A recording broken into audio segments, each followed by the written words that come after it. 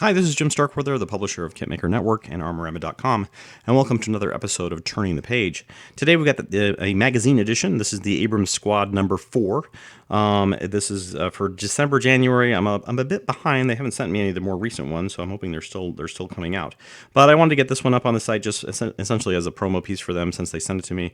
And I do apologize for not having it up sooner. We've been building a new book slash magazine slash references area on the website, and I've been kind of delaying putting anything out until I had that finished, which unfortunately took a lot longer than I expected. And it's only kind of really in beta format now.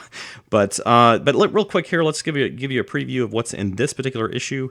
If you haven't checked out Abrams Squad yet, please. We've got other reviews and other both video and written reviews up on the site for it. It is a new magazine.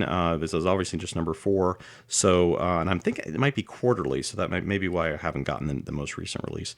So let's go ahead and check it out, though. This one has some cool stuff on the front here. We've got this Dirty Goat, Syrian Street Fighter, and Raki Tank T-55 Enigmas in here, a Challenger 2 OP, a Telek, crewman vehicles in Astan. I'm not sure what that is alluding to, but all right. So on the inside, you can see this one is, by the way, the people behind this are Pierre Pla Maestro. He's the director, and the editor is Cesar Gonzalez Rubio.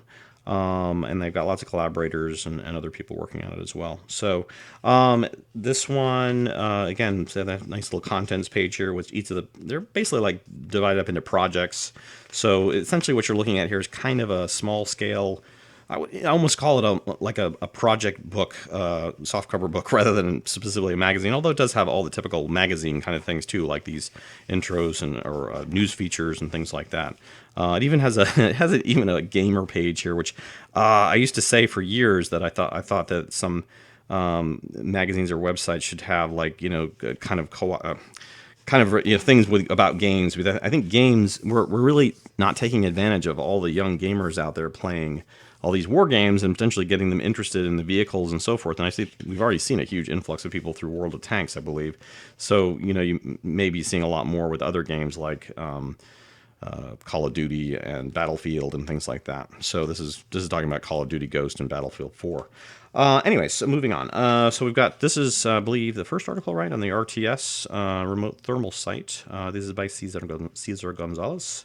Very cool vehicle indeed. And it goes through the whole project, obviously, from somewhat of a kind of a full built stage here to potentially, how he finishes it out. Maybe, I'm not sure. He's talking about photo etch, or showing photo etch, a lot of photo etch pieces here.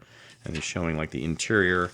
Anyways, I don't want to go into like every little detail of the entire magazine, but I just want to give you kind of at least an idea of the kind of depth and photography, great photography in this magazine. So, and we have, well, I'm glad to see they're getting some ads in space.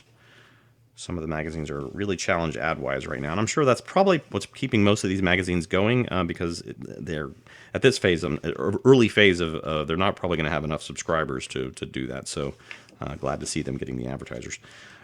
So moving along, they've got this project, the Challenger 2, which looks very nice, and then that Goat, which again, kind of they start in, this is more about the painting and the weathering, obviously, than the construction, which makes sense because usually that's the kind of thing people are the most interested about, is the final painting and weathering. Everybody kind of assumes that good modelers can put a model together, but it's kind of like those later stages sometimes that are the hardest. Then the Iraqi T-55 tank by Christoph Pulintsek. I'm not even going to try.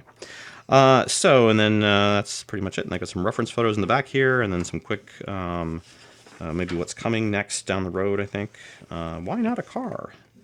Oh yeah, that's the Bronco, or the Diopark, sorry. The Diopark, the Mercedes. Looks like a 450 SL or something, isn't it? Not sure.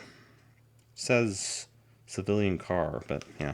All right, well, that was a quick little review on the, or preview, actually post view, not really a preview, but anyway, of this magazine. If you're interested, check out their website. It's plaeditions.com is where the publisher's website is, so you can check it out there. It's about €9 in Europe per issue, but I think you can get it a little less. And it is, I should have mentioned, it is, let's see if I can find a page number here towards the end. This is 65, so it's about 68 or 70 pages or so. So it's pretty long. Well, thanks again for them providing it. And if you have any comments and suggestions, please leave them below.